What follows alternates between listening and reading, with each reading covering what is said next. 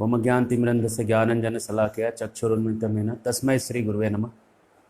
नमो विष्णुपादाय कृष्णपृष्ठाय भूतले श्रीमते भक्तिवेदान्तस्वामिते नाम्ने। नमस्ते सारस्वती देवी गौरवाणी प्रचारिणे निर्विशेष शून्यवादी पाश्चात्यस्तारिणे। जय श्री कृष्ण चैतन्य प्रभु नित्यानंद श्री अद्वैत गदाधर शिवा सदी गौर भक्तवृंद।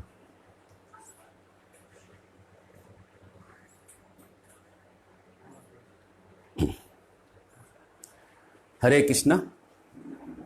तो आज का जो भागवत संदर्भ का जो सत्र है उसमें हम आध्यात्मिक जगत में और भौतिक जगत में जो कैसे गेस्ट रिसेप्शन होता है, जब कोई वैष्णव घर आता है तो क्या होता है, और वैष्णव जब अपने घर जाता है तब क्या होता है, इसके ऊपर हम चर्चा करेंगे। और ये परम पूज्य भक्ति चारू महाराज जी को एक छोटी सी एक श्रद्धांजलि के रूप में हम अर्पित करेंगे। और जो हम आज का जो डिस्कशन ले रहे हैं वो बृहद भागवतामृत सनातन गोस्वामी के अंदर से जो छठा अध्याय है, जहाँ गोप कुमार आध्यात्मिक जगत में प्रवेश करता है और क्या क्या होता है, कैसे उसको रिसीव किया जाता है, इसके ऊपर से हम यहाँ पे चर्चा को आगे बढ़ाएंगे।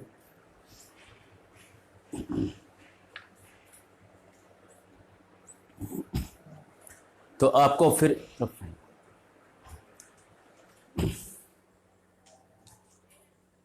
तो आपको ये बता दें कि पूरे भौतिक जगत के बाहर विरजा नदी है,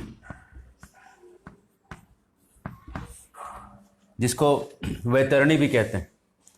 और विरजा नदी जो है, इसके बाद में प्रकाश है, प्रकाश पूरा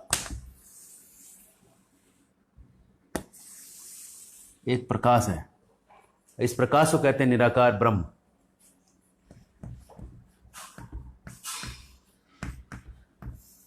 निराकार प्रकाश है,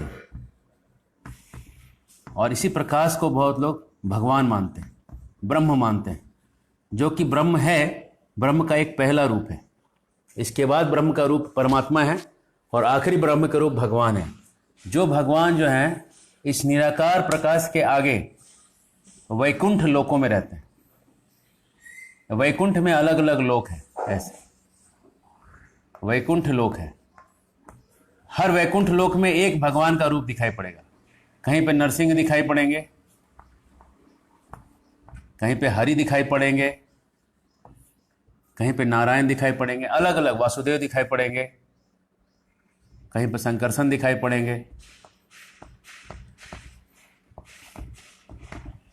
इस तरह से वैकुंठ में अलग अलग दिखाई पड़ेंगे। तो जब जीव निकलता है, जीव आत्मा जब इस संसार से निकलता है, निकलने के बाद पहले जब इस भौतिक जगत में कोई अपना शरीर छोड़ता है तो दो गति होती है, पुण्यवान लोगों की गति और पापियों की गति। पापी लोग के बारे में हम ज़्यादा डिस्कस नहीं करेंगे। पापी लोग नरक में जाते हैं, कैसे नरक में जाते हैं उसका वर्णन हम कभी और करेंगे किसी दिन, यमराज के पास जाके। जो पुण्यवान होते हैं वो ऊपर जाते हैं।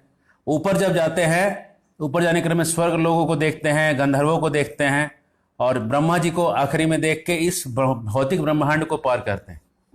और ब्रह्मांड को पार करके विरजा नदी के किनारे तक पहुंचते हैं, और यहाँ के बाद फिर जो है निराकार रूप को देखते हैं, और निराकार रूप को देख के ये पूरे विमान के द्वारा यहाँ से पार करते हैं, और ये वैकुंठ लोकों में प्रवेश करते हैं। जो भगवान को जानते हैं वही वहाँ तक जा सकते हैं। जो केवल निराकार ब्रह्म को जानते हैं यहीं तक रुकेंगे। जो भगवान को जानते हैं भगवान के लोकों तक जाएंगे। जो ज़्यादा नरसिंह की भक्ति करेंगे नरसिंह लोक जाएंगे, हरि की भक्ति हरि लोक, संकर्षण की भक्ति संकर्षण लोक। जो जैसे मैच्योर स्टेज में जिस स्थान को जाना चाहेगा वहाँ पे उसका डायरेक्शन उधर से उधर निकलता है। तो अभी हम इसके बाद वैकुंठ में इसकी स्थिति को देखेंगे कि वैकुंठ कैसा है।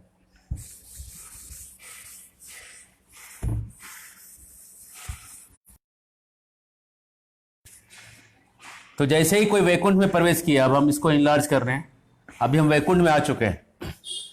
तो वैकुंठ एक कमल के जैसा है। कमल की पंखुड़ियां होती है ना,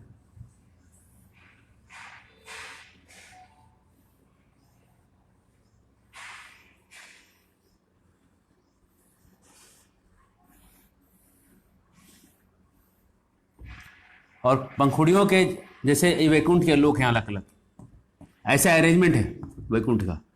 और बीच में गोलोक है, कृष्ण का लोक है, जो पूरे वैकुंठ का सबसे बड़ा स्थान ही है गोलोक, सबसे मेजर पोर्शन गोलोक है। तो जो जीव है, जीव अगर बहुत भाग्यशाली है तो इन वैकुंठ को पार करते हुए, वैकुंठ को पार करेगा, पहले जाएगा वैकुंठ, वैकुंठ को पार किया तो आएगा अयोध्या, साकेतपुरी। अयोध्या में भगवान श्री राम के दर्शन होंगे। अयोध्या को पार किया तो द्वारका पहुंचेगा, और द्वारका अगर पहुंचेगा तो वहां पे उसको कृष्ण 2 हाथ वाले दिखेंगे। वैकुंठ में नारायण जो है चतुर्भुज हैं, 4 भुजा वाले। अयोध्या में भगवान राम 2 भुजा वाले हैं, लेकिन भगवान राम का रंग श्यामल हरित रंग का है, और द्वारका में जो कृष्ण हैं वो श्याम वर्ण के हैं। लेकिन द्वारका के कृष्ण को मोर पंख नहीं होता। तो जब गोलोक कोई जाता है तो गोप कुमार की कहानी बता रहे हैं कि गोप कुमार एक लड़का था जिसने साधना से सिद्धि को प्राप्त किया था, और उस सिद्धि को प्राप्त करके वो पूरे वैकुंठ सारे लोकों को पार करते हुए वो द्वारका तक पहुंचा था। द्वारका पहुंचने के बाद वहां उसको हर जगह, सब जहां भी जाता था उसको नारद मुनि मिलते थे। नारद ही एक ऐसे मुनि हैं जो हर जगह मिल जाते थे उसको, और नारद मुनि की कृपा से वो आगे आगे का रास्ता उसको बताते थे। तो नारद मुनि ने उसको द्वारका से आगे जाने का रास्ता, गोलोक जाने का रास्ता बताया, और गोलोक जाने का जो रास्ता बताया उस रास्ते से उनके गोलोक के महिमा का वर्णन करने से क्रमिक रूप से वो गोलोक में प्रवेश करता है। तो अब हम गोलोक को देखेंगे, इसको हम मिटा देंगे। आप चाहिए तो आप इसका फोटो ले सकते हैं। हरे कृष्ण कृष्ण कृष्ण हरे हरे, हरे राम राम राम हरे हरे।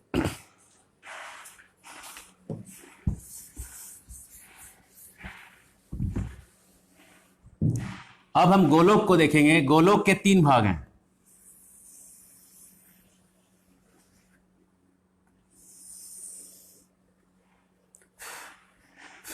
द्वारका पहला भाग है, सबसे बाहर। उसके बाद उसका भाग है मथुरा, और सबसे अंदर का भाग है वृंदावन।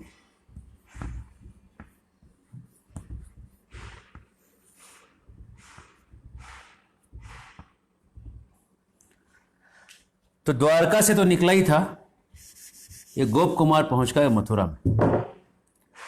मथुरा जो पहुंचा, तो ये मथुरा जो है और ये दुनिया की जो मथुरा है, मतलब इस संसार में जो मथुरा है और उस संसार में जो मथुरा है, गोलोक वृंदावन का जो मथुरा है, ये दोनों में सारे तीर्थ स्थान यहाँ और वहाँ के सब एक ही जैसे दिख रहे थे। जमुना जी वहाँ दिख रही थी उसको, वहाँ पे वही विश्राम घाट दिख रहा था, और वहाँ पे अफवाहें फैली हुई थी कि कंस जो है बहुत अत्याचार कर रहा है। ये अफवाह वैकुंठ में फैली हुई थी, ये आध्यात्मिक जगत में भी अफवाह।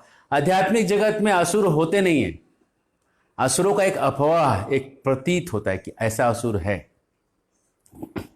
और वो असुर के अफवाह के कारण, रूमर के कारण वो जो रस है वो प्रकट होते हैं। वहां के लोगों में एक फ्लेवर आता है, लाइफ जीने का कुछ रीजन बनता है। असुर तो वहां रह नहीं सकते, लेकिन असुरों का एक अफवाह वहां जरूर रहता है। तो असुरों का अफवाह की कंस है, अपने पिताजी को उसने बंदी बना लिया है, वसुदेव देवकी को बंदी बना लिया है, बेचारा बहुत तकलीफ दे रहा है। सब यादव लोग भाग रहे हैं इधर से उधर, जो उसके हुकूमत मान रहे हैं उनको रख रहा है, जो नहीं मान रहे हैं उनको दंड दे रहा है, पीट रहा है। और किसको किसको मिलकर पीट रहा है? केसी, बकासुर, अघासुर, चानूर, मुश्तिक, मल्ल, तोसल, सब मिलकर मारते हैं उसको। कंस के अत्याचारों के बारे में सुन के सब लोग घबराए हुए हैं, और इस घबराहट में गोप कुमार जो है उसको भी लगता है कि बाप रे बाप, सच में कंस का इतना आतंक फैला हुआ है।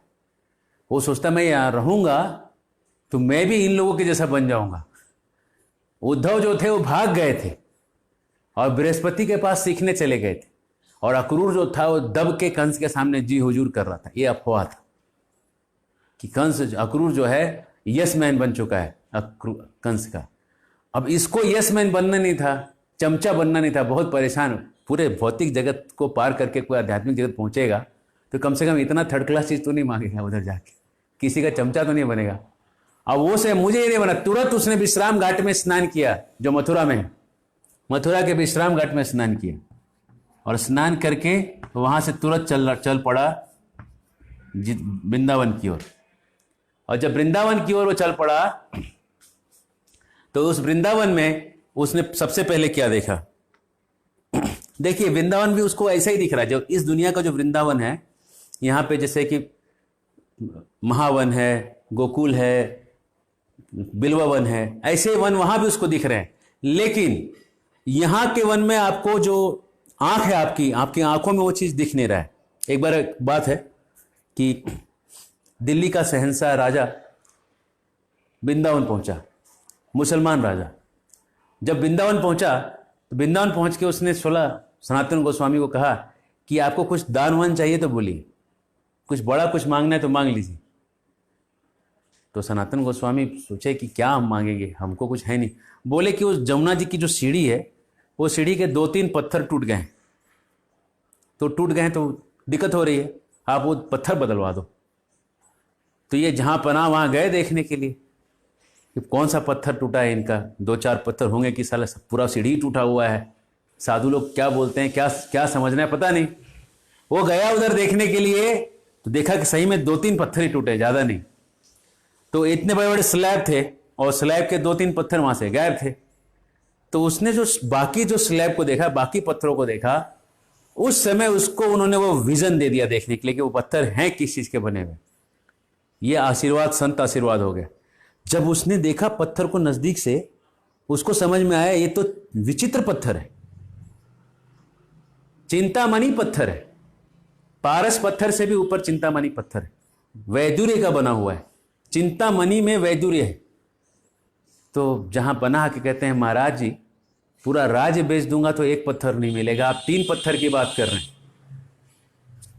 ये पत्थर तो मिलेंगे ही नहीं कहीं पे।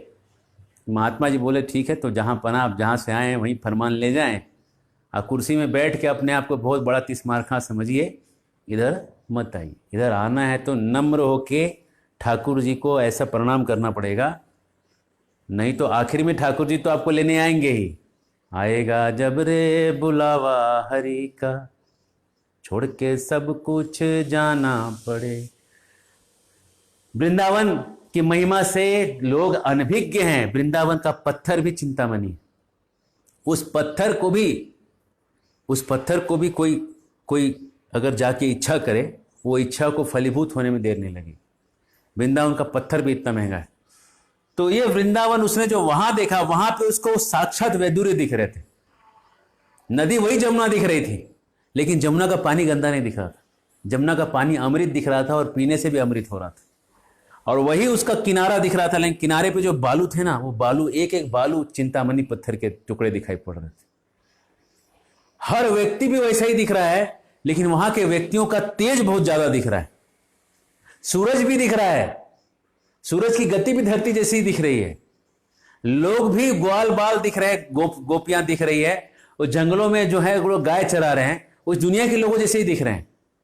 लेकिन वो लोग यहां से थोड़े अलग दिख रहे हैं। 2 हाथ तो दिख रहे हैं, पगड़ी तो दिख रहा है, लेकिन अलग दिख रहे हैं सब। वो जाके पूछ रहा है कि भाई आप लोग यहां कौन है, यहां का मालिक कौन है, कुछ बताइए। कोई कुछ बोल ही नहीं रहा है उसको। जाके उधर गए, फूल की वाटिका में कुछ औरतें, बूढ़ी औरतें फूल चुन रही हैं। उसको देख के बोला कि ये लोग शायद सोचा कि ये बताएंगे कुछ। बोला ये कौन सी जगह है, यहाँ का राजा कौन है, कहाँ रहता है, राजमहल कहाँ पे है, उसका रास्ता किधर से जाता है। कोई बता ही नहीं रहा है। उसने एक चीज और देखा, ये लोग कुछ गुम गया इन सब का, ऐसा लग रहा है।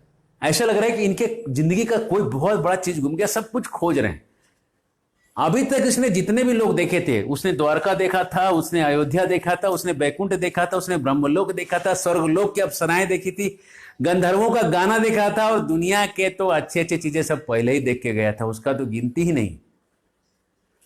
लेकिन यहां के लोगों को उसने देखा कि एक बड़ा एक बड़ा खोज है सबको, कुछ खोज रहे, कुछ गुम गया है सबका।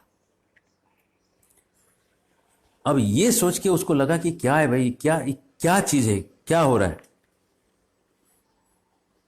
जब वो लोग बात कर रहे हैं तो यहां जैसी भाषा बोल रहे हैं, ब्रज की भाषा।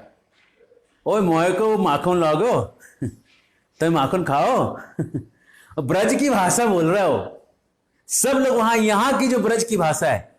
इसलिए जब आप वृंदावन जाते हो और वहां की जो भाषा है, उस भाषा को जब आप सुनोगे ना, वही सेम भाषा आपको वैकुंठ के, ये जो वृंदावन है इसकी भाषा आपको सेम मिलेगी, सेम भाषा मिलेगी आपको। जब आप उधर जाके वृंदावन के बगल में जब आप नवद्वीप देखोगे, नवद्वीप,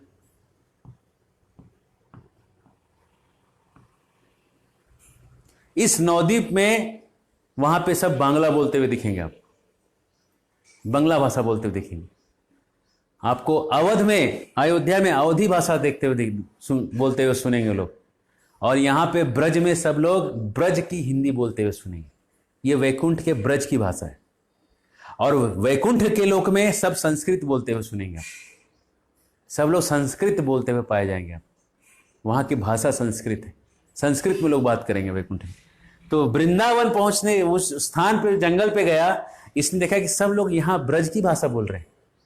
ओ लाला, आज मेरे अंगना में आओ नंदलाल चले, आओ गोपाल दर्शन की प्यासी गुजरिया श्याम, अंगना में आओ मेरे मक्खन को खाओ, अंगना में आओ मेरे मक्खन को खाओ, मीठी मीठी मीठी मीठी बतियां सुनाओ नंदलाल चले, आओ गोपाल दर्शन की प्यासी गुजरिया श्याम।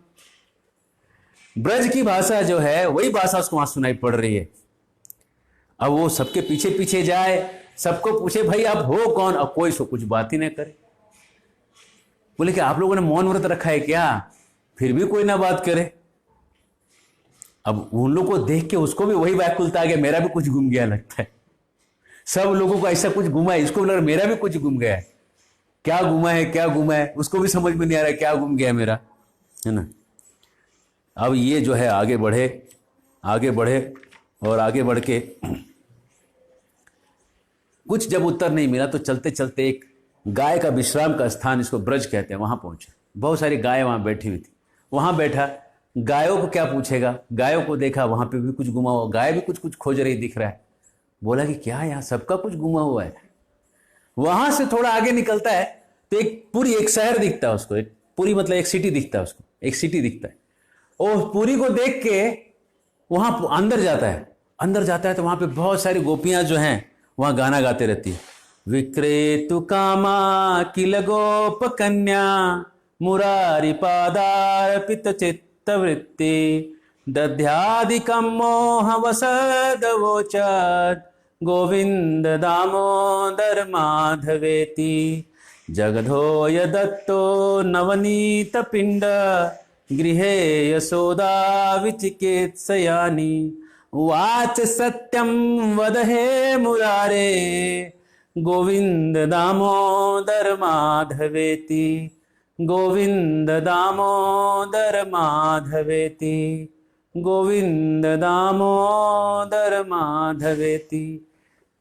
सब गोपियां, सारे लोग वहां पे कुछ न कुछ गा रहे हैं, और ऐसे ऐसे सुरीले तान से, इतना मधुर मधुर छंद अलंकार के साथ ऐसा सुंदर अलंकृत होके सब लोग गा रहे हैं। वो सुन के इसका मन मुग्ध हो रहा है, और वहां जाके फिर पूछता है यहाँ के राजा कौन है। वो लोग इतने मशगूल हैं अपने काम में, कोई इसकी परवाह ही नहीं कर रहा है क्या पूछ रहा है। इसको समझ में नहीं आ रहा है कि ऐसा क्या हो रहा है। तो एक बुढ़िया को जाके इसने पटाया, जाके उसका पैर छुआ, बोला दादी जल्दी से, हमको बहुत तकलीफ, हमको नहीं बताइएगा तो हम मर जाएंगे, तो बताइए कि ये जगह किसका है। वो उसने पहली बार मुंह खोला, एकदम गदगद स्वर से बोलती है, अरे बेटा, अरे लाला, ये तो नंद के लाला की नगरी है, नंद लाला के पिता की नगरी है। यहाँ के राजा, यहाँ के मालिक नंद हैं, और वही यहाँ के राजा हैं, उनका भवन इधर है, ये रास्ता जाओगे ना सीधा वहां चला जाएगा। अच्छा, अभी ये कहाँ है नंदलाला? अरे नंदलाला, नंदलाला तो सुबह ही गए हो गाय चराने, कृष्ण बलराम को साथ लेके गए हो, और अब वो आओगे थोड़ी देर में, शाम हो गए हो, अब आओगे तो तुम देख लियो। अब इसको लगा रे रे रे रे रे रे, कुछ तो मिला, कोई तो उत्तर मिला। अब ये गया देखने के लिए, जिस रास्ते से कृष्ण आने वाले थे सब लोग उधर ही देख रहे हैं। ये भी पहुंच गया उस रास्ते में, जमुना जी के किनारे किनारे चलते चलते पहुंचा, जंगल से जहां से जमुना का रास्ता निकलता है वहां पहुंच गया। तो क्या देख रहा है, सब लोग उधर ही आंख लगा के देख रहे हैं। पेड़ भी अपने पत्तों को ऐसा मोड़ के खड़े हैं कि भैया कृष्ण आने वाले। और जमुना जो है वो जो है धीरे धीरे बह रही, तेज नहीं बह रही, वो राह देख रही कि कोई आएगा। कभी कभी तो जमुना जी रुक जाती है और कभी कभी तो उल्टा विपरीत गति भी कर लेती। और तभी ऐसा मधुर आवाज सुनाई पड़ा, मुरली की धुन ऐसी सुनाई पड़ने लगी कानों में, पंचम सुर का नाद हो गया। पंचम सुर के नाद होते ही जितने चीजें थी सब उल्टा पुल्टा हो गया, पत्थर पिघलने लगा, नदी उल्टा बहने लगी। स्त्रियों ने लाज छोड़ के सब लोग भाग के देखने आ गई, स्वभाव के विपरीत आचरण होने लगा। पंचम सुर का नाद, मुरली की तान बजने लगी, आवाज जिधर से आ रही थी सब लोग उधर भागने लगे उसी दिशा में। ये भी उनके साथ भागने लगा, ये गोप कुमार भी भागने लगा। क्या देख रहा है, वृक्षों के ऊपर से धाराएं निकल रही है, जो सैप निकलता है ना पानी, वो वृक्षों से निकल रहा है। लोगों के आंखों से धाराएं निकल रही हैं और माताओं के स्तन से दूध निकल रहा है, और जमुना के धाराएं उल्टा उधर बह रही है जिधर से आवाज आ रही है। तो इसको लगा ये जो बांसुरी बज रही है इससे क्या हो रहा है, ये अमृत पिला रहा है कि विष पिला रहा है? लोग इससे खुश हो रहे हैं कि दुखी हो रहे हैं? ये रोने का देख के उसको ये नहीं समझ में आ रहा है खुशी के आंसू रो रहे हैं लोग कि दुख के आंसू रो रहे हैं। ये जब उसको समझ में नहीं आ रहा है तो बस उसको लगा कि ये आग है, दहकती हुई आग लगी हुई है कि चंद्रमा का शीतल किरण फैल रहा है, पता नहीं चल रहा है कि दोनों एक साथ आए हुए हैं, ये भी नहीं समझ में आ रहा है।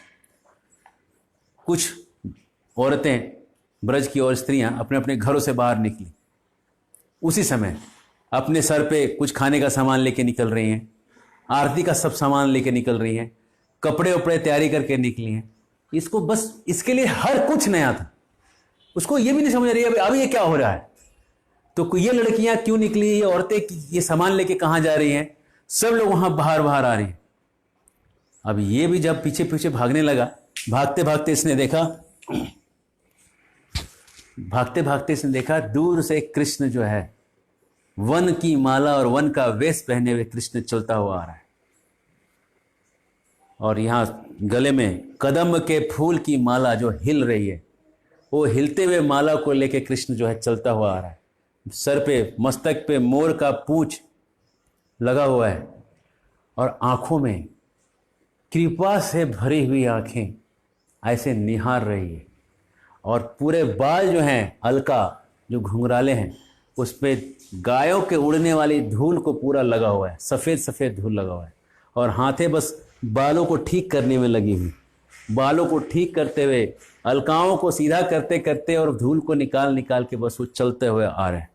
और चल क्या रहे हैं, मानो लग रहा है कि धरती पे बड़ा आभूषण चल रहा है, कोई धरती का आभूषण ही चल रहा है मानो। श्री अंगों पे पीतांबर कपड़ा पहने हुए, और उनके शरीर के खुशबू से 10 दिशाएं जो हैं सुवासित हो रही है, और ऐसे व्यक्ति चल रहा है। उनके शरीर के नीले रंग के तेज से सब दिशाओं में सब तरफ बहुत बड़ा ऑरा फैला हुआ है, बहुत लाइट आ रहा है शरीर के बाहर से, और इस तरह से कृष्ण चल रहे हैं। और जब वो कृष्ण थोड़ा नजदीक आए और दोनों की नजर मिली, कृष्ण ने जैसे ही इस लड़के गोप कुमार को देखा जो अभी अभी पहली बार स्पिरिचुअल वर्ल्ड में पहुंचा है, कृष्ण कूद गए अपनी जगह से, एक लंबी छलांग मारी और लंबी छलांग मार के सीधा इसके गर्दन में गिर गए और सीधा गले लगा गए, कहां थे तुम तक? और जो गले लगाए टाइट करके, और तुरंत वो कृष्ण गिर गए बेहोश, उसको लेके ही ये उनके ऊपर ही आके गिर गया। इसको समझ में नहीं आया हुआ क्या, ये क्या हो गया। और कृष्ण इतना रो रहा है, इतना रो, तू कहां था, और इतना रोते रोते पूरे आंसू आ रहे हैं उसके, आंसू से पूरा उसका इधर उधर सब गाल में गिर रहा है, इधर आंसू गिर रहा है, नीचे मिट्टी में जा रहा है, मिट्टी में उसका आंसू लग रहा है, मिट्टी कीचड़ बन जा रहा है। अब पूरा होते होते वो बेहोश हो गया कृष्ण, और रोए जा रहा है, रोते रोते बेहोश। अब जब सब लोग वहां, गोपियां थी वहां की, बोली अरे कृष्ण को क्या हो गया। सब लोग बोले अरे इसके आने से हुआ है, इसने इसको बेहोश किया है। अब सब गोपियां बोल रही है ये क्या कर दिया, इसने क्या कर दिया। तुरंत सब ग्वाल बाल सब लोग पीछे से दौड़े हुए आए, बोले क्या हो गया, क्या हो गया कृष्ण को। सब लोग रोना चालू कर दिए, गोपियां रोने लगी, वो सब लोग रोने लगे। गोपियां तो कहने लगी जरूर ये मायावी कंस का आदमी है, कृष्ण को रुला रहा है, इसने ही कृष्ण को रुलाया है। इस तरह से सब लोग वहां पे आ गए, और उसके बाद तुरंत नंद जसोदा सब लोग तुरंत दौड़े दौड़े अपने यहां से निकले, और सब लोग पहुंचे वहां पर। जब पता चला कि कृष्ण ऐसा बेहोश है, सब लोग हाय हाय करके वहां रो रो के मूर्छित हो रहे हैं। नंद महाराज गिर गए, जसोदा गिर गई, रोहिणी गिर गई, सब लोग वहां पे रो रहे हैं, पूरा रोने का दृश्य हो गया है। और ये उसके गले में, इसको समझ में नहीं आ रहा मैं क्या करूं। पीछे से बलराम जी आए, गोरे से बलराम, नीले वस्त्र पहने हुए, 7 रंग के फूलों की माला बनाए हुए, पगड़ी बनाए हुए, एकदम सुंदर, थोड़े से उम्र में कृष्ण से बड़े, एकदम शान से चलते हुए आए। और देखे कि क्या हुआ है। बलराम को पता है ये दोनों भी चैप्टर हैं, कृष्ण जो है बड़ा चतुर है। कृष्ण को देख के कहते हैं अरे ये कैसे हो गया, हटो हटो।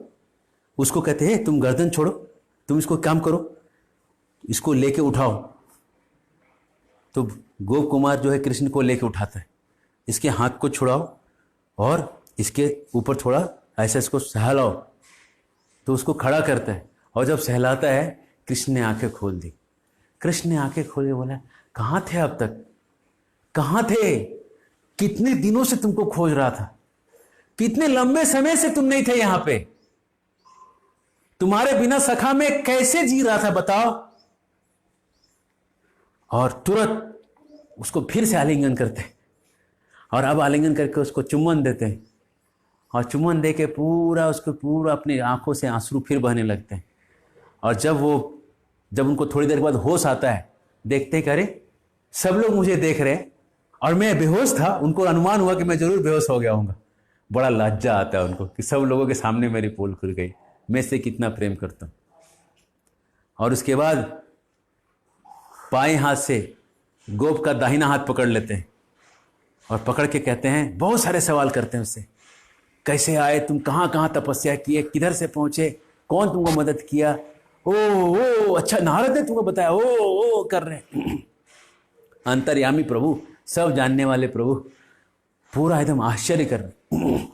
और उसको हाथ पकड़ के, एक तरफ बलराम एक तरफ कृष्ण, उसको हाथ पकड़ के सब नंद यशोदा सारे ब्रज के सब गोपियां सब मिल के उसको लेके, सब गाय सब मृग सारे पक्षी लेके उसको नंद महल के तरफ लेके जाते हैं।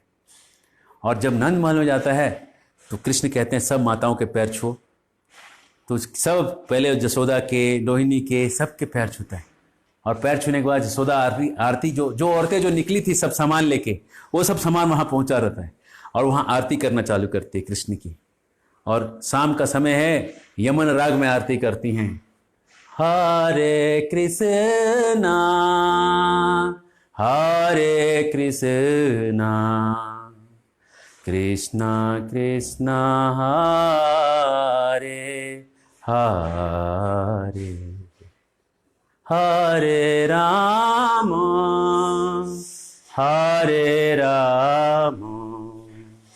राम राम हरे हरे, हरे कृष्णा कृष्णा कृष्णा हरे हरे, हरे राम राम राम हरे हरे। यमन राग की विशेषता है कि खुशी और दुख एक साथ व्यक्त होता है। कृष्ण आ गया है, खुशी है, दिन भर नहीं था, दुख है, दोनों भाव एक साथ यमन राग में प्रस्तुत होता है। शाम का राग है, गोपियों ने बनाया हुआ है। आरती करती है कृष्ण की, बलराम की, और गोप कुमार की भी आरती होती है। और आरती करने के बाद उनको सबको लोग अंदर लेके जाते हैं। अंदर ले जाने के बाद माताएं कृष्ण को, बलराम को स्नान कराती है, और गोपियां वहां छिपके के देखते रहती है, और गोपियां उनकी बांसुरी चुरा लेती है बार बार। लेकिन आज इनका दोस्त आ गया है तो बांसुरी निकाल के उसको देते हैं, गोप कुमार बांसुरी पकड़। यही चोरी होती है सबसे ज्यादा। तो गोप कुमार ने बांसुरी पकड़ लिया, अब तो कोई गोपी उससे ले नहीं सकती। और गोप को कृष्ण कहते हैं स्वरूप, और स्वरूप उसका नाम आध्यात्मिक जगत में ओरिजिनल होता है, और वो राधा रानी का भाई होता है। तो सोचिए, इस जगत में कोई व्यक्ति राधा रानी का भाई भी हो सकता है, और वो इस जगत में घूम रहा है। कहाँ घूम रहा है पता नहीं, है ना। राधा रानी का कोई बहन भी हो सकती है ना। और परम पूज्य भक्ति चारू महाराज जी तो इतने अच्छे कुक थे कि जरूर ही अभी राधा रानी के साथ कहीं कुकिंग कर रहे होंगे, और कुछ रसगुल्ले बना रहे होंगे, बंगाली रसगुल्ले, है ना, राधा रानी जी के साथ, है ना। और कृष्ण को लग रहा होगा। ये जैसे ही इसने किया, स्नान करा के सब लोग जब रेडी करके उनको लेके आए, जसोदा के महल में लेके गए, बड़े महल में नंद जी बैठे, और उनके बगल में बलराम, और बाईं तरफ, एक तरफ बलराम एक तरफ कृष्ण बैठे, और सामने कृष्ण ने अपने सामने गोप कुमार स्वरूप को बिठाया, जो अभी उनका वेलकम फर्स्ट गेस्ट आया हुआ जो था। और सब लोग खाने के लिए, भोजन के लिए बैठे। तो सोने के, चांदी के दिव्य दिव्य बर्तनों में सब अलग अलग आइटम आना चालू हो गया, और सोने की थालियां लगाई गई, और उस पर परोसना चालू किया गया। सबसे पहले घी में, शक्कर में बनी हुई गरम गरम खीर के साथ जलेबी दी गई। ये फर्स्ट आइटम है खाने में। उसके बाद गरम गरम घी में बनी हुई खीर के साथ मालपुआ दिया गया। फिर खीर के साथ बतासा दिया गया, और उसे टेस्ट धीरे धीरे धीरे धीरे कम स्वीट होता जाएगा, धीरे धीरे उसको माइल्ड कर दिया गया स्वीट। उसके बाद घी के पकवानों में रसाला डाला गया, जैसे दूध की मिठाई, दही की मिठाई, छेने की मिठाई, रसगुल्ला, छेना पायस, छेना कदम, रस कदम, ये सब छेना की मिठाइयां खिलाना चालू किया गया। और छेने की मिठाइयां जब खत्म हो गया, तो महीन, जो बहुत फाइन चावल होता है सफेद रंग का, जो हल्का खुशबू वाला होता है, गोविंद भोग इत्यादि, उन फाइन चावलों का पकोड़ा बनाया हुआ है, चावल के आटे का पकोड़ा। उसके अलग अलग पकोड़े एक एक करके वो खिलाए जा रहे हैं। बहुत ही सॉफ्ट चावल है। उसके बाद पकोड़ा होने के बाद पापड़ खिलाया गया, और उसके बाद अनेक प्रकार के साग, दाल, रसीले व्यंजन, खट्टे मीठे कड़वे व्यंजन, 12 तरह के खट्टे मीठे व्यंजन, कड़वे व्यंजन, तीखे मतलब मिर्च वाले, नमकीन, मसालेदार, और इन हर आइटम के साथ एक भी सब्जी या कोई भी आइटम होता है उसके साथ राइस, और राइस पे शुद्ध पीला रंग का देसी गाय का घी। सब्जी आई तो राइस आएगा, पकोड़े आएंगे तो राइस आएगा, क्योंकि राइस के साथ खाएंगे तब तो कुछ प्लेन करना चाहिए ना टेस्ट को। एक पकोड़े के बाद दूसरा पकोड़ा खाएंगे तो टेस्ट नहीं आएगा ना, तो राइस आता है, थोड़ा राइस खा के उसका टेस्ट पार करेगा, फिर वो टेस्ट करेगा। इसलिए वो हमेशा राइस आता है एक एक आइटम के साथ। और फिर आखिरी में शिखरणी और दही। शिखरणी क्या होता है, तो सनातन गोस्वामी अपनी टीका में लिखते हैं, चीनी मतलब शक्कर, नारियल और केसर और इलायची, ये सब मिला के ताजे दही में उसको पीस के डाला जाता है, और ये बनता है शिखरणी। कुछ फ्रूट्स डाले जाते हैं, फ्रूट सैलड जिसको आप कहते हैं ना, वो तो बहुत हल्का हो गया है, ये बहुत हाई वर्जन है उसका। नारियल का जो जूस है वो ऐड करने से उसका टेस्ट बहुत उठता है। कभी भी आपको बनाना हो शिखरणी तो ये फार्मूला लगा के देखिएगा। नारियल जो गड़ी होता है, सूखा नारियल, उसके मिल्क को, उसको प्रेस करके उसका मिल्क निकालना है, और उस मिल्क को दही के साथ और केसर के साथ, इलायची के साथ, और जब गाढ़ी दही के साथ मिलाएंगे तो जो बनेगा वो शिखरणी कहलाता है। और इस शिखरणी का टेस्ट आखिरी में खाने के बाद लिया जाता है।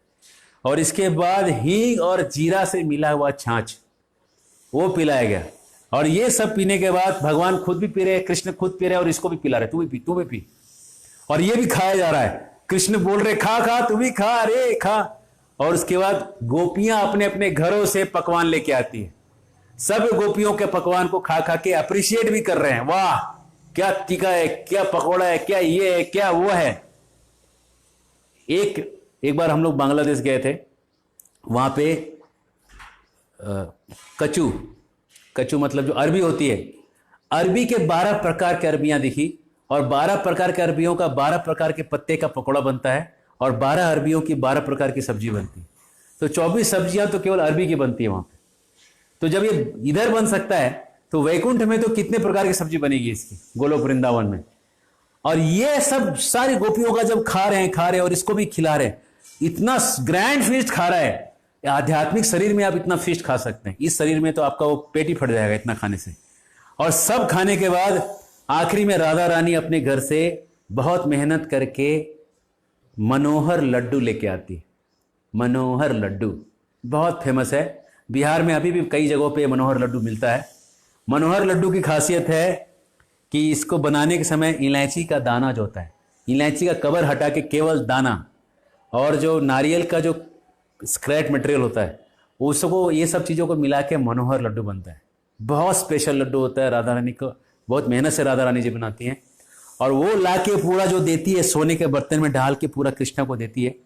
वो कृष्णा क्या करता है, पूरा बर्तन ही अपने बाएं साइड में छिपा लेता है, पता ही नहीं चलता किसी को कब कितने हाथ का सफाई से उसने गायब कर दिया उसको। और गायब करके एक एक ऐसा थोड़ा सा लेके, लेकिन जसोदा का नजर है, थोड़ा सा तोड़ के दांत पे रखता है, कड़वी लग गई ऐसा, मिर्ची लग गई ऐसा, ऐसा मुंह बनाया। जैसे कृष्ण ने ऐसा मुंह बनाया, गुस्सा हो गई, ये राधा ने क्या बनाया आज, समझता नहीं इसको क्या डाला, उसने कड़वा डाल दिया कुछ। और नंद महाराज सोच रहे राधा तो ऐसी गलती कभी नहीं कर सकती है, उनको आश्चर्य हो रहा है कि राधा ही करेगी नहीं गलती, ये फिर ऐसा कैसे टेस्ट आया इसका, कृष्ण को खराब कैसे लग गया। और राधा रानी की जो सखियां हैं उनको दुख हो रहा है, अरे रे रे रे, अरे रे रे रे, कुछ गलत गिर गया लगता है उसमें। और राधा रानी की जो विपक्ष की सखियां हैं, चंद्रावली, बहुत खुश हो रही हैं, बराबर खराब हुआ, सही हुआ। और कृष्ण, जब तक ये लोग सब सोचा सोची कर रहे हैं, कृष्ण ने वो लड्डू सीधा पार करके गोप कुमार को दे दिया, खा के देख, खा के। तो स्वरूप खा के देखता है, ओ हो क्या टेस्ट। कृष्ण कह रहे हैं तेरी बहन ने बनाया, खा के देख। तो खा के देखा तो इतना उसको दिव्य, और राधा रानी खुश हो रही है कि चलो स्वरूप खा रहा है इसको, है ना, भाई खा रहा है। और उसके बाद सब हो गया खाना पीना। उसके बाद जो है एक पान जो है तांबुल, वो कृष्ण चबाते हैं, और चबा के चबाया हुआ तांबुल उसको दे दे, खा के देख। और इतना दोस्ती है, फ्रीलांसिंग बिहेवियर, वो भी खा के दिखता है, बहुत अच्छा लगता है, राधा रानी बहुत खुश होती है। और इस तरह से खा के पी के जाके कृष्ण उसको लेके जाते हैं, जाके वहां पे बलराम और सब सो जाते हैं, कृष्ण थोड़ा टहलता है, और ये स्वरूप जो है श्री रामा के साथ जो है उस रात को चला जाता है श्री रामा के घर सोने के लिए, राधा रानी के मैके चला जाता है और वहां जाके रहता है। और वहां जब रहता है, सुबह वो वापस आता है और कृष्ण बलराम के साथ गाय चराने के लिए जाता है। कृष्ण बलराम और कृष्ण के ठीक पीछे पीछे स्वरूप जाता है गाय चराने के लिए। इस तरह से उसका वेलकम भगवान श्री कृष्ण आध्यात्मिक जगत में करते हैं। यह है welcome home, back to Godhead. इतना पुण्य कमाना जो है, ये करोड़ों जन्मों का पुण्य है जो व्यक्ति इस स्थान तक पहुंचे। ये दुर्लभ से दुर्लभ व्यक्ति को जो प्राप्त नहीं होता, वो गति जो है प्रभुपाद जी अपने शिष्यों को दे रहे हैं, है ना। और ये गति प्रभुपाद जी के शिष्यों को प्राप्त है। ये तो परम भाग्य और सौभाग्य का विषय है। तो हमारा ये प्रार्थना है परम पूज्य भक्ति चारू महाराज जी के श्री चरणों में कि जो राधा रानी की महती कृपा जो आपको प्राप्त हुई है, उनका साक्षात संग जो प्राप्त हुआ है आपको आध्यात्मिक जगत में, जो आप उनके निकट पार्षद के रूप में स्थापित हैं, आपकी कृपा से जितने भी संसार के बद्ध जीव हैं सबके ऊपर कृपा हो और सब लोग धीरे धीरे शुद्ध भक्ति की तरफ बढ़ें और सब पे यही कृपा बने। जिस तरह से सारे ग्वाल बाल आनंदित हैं, जिस तरह से गोप कुमार आनंदित है, जिस तरह से प्रभुपाद जी की कृपा से आप सब लोग आनंदित हैं, उनके शिष्यों के शिष्यों को भी और आने वाले सब शिष्यों को भी ऐसी कृपा मिलते रहे। ये प्रार्थना आपके श्री चरणों में आगे बढ़ाने के लिए है। परम पूज्य भक्ति चारू स्वामी महाराज जी की जय। परम पूज्य भक्ति चारू महाराज तिरुभाव तिथि की जय। शिला प्रभुपाद की जय। निताय गौर प्रेमानंदे हरि हरि बोल।